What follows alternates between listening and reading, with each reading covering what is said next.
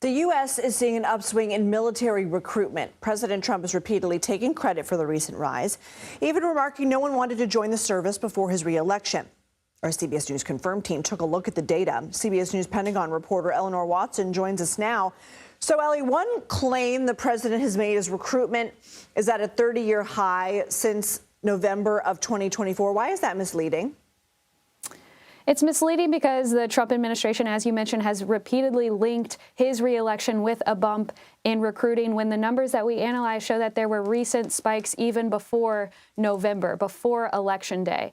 For instance, if you look at the number of monthly recruits, the highest number of President Trump's second term so far since November was in January, when 15,600 people joined the military. That is higher than in January 2024, but is still lower than in August 2024, while Biden was still in office, when about 20,000 people were brought in. So yes, military recruiting is on the upswing, but it's not linked to who is in the White House. Another claim from President Trump you looked into is that recruitment fell to record lows under President Biden last year. Is that true?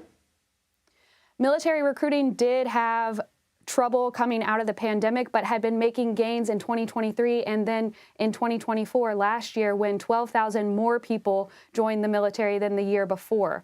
All of the service branches made adjustments coming out of COVID to counter the problems that they still see in attracting young people to serve. Some of those challenges include a distrust in institutions, the military being one of the biggest institutions. Also includes a competitive job market with the private sector when the economy is doing well, offering salaries that the military can't necessarily match. And then the last reason that officials consistently point to is that, according to Pentagon data, at least 70% of young people do not even meet the physical or academic standards required to serve in the military. What Biden-era reforms did lead to stronger recruitment?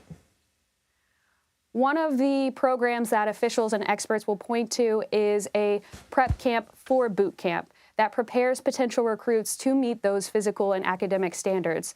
The Army, back in 2022, created a program called the Future Soldier Prep Course that essentially brings in potential soldiers and links them with physical trainers and educators that can bring them up to speed to what is required of the military standards.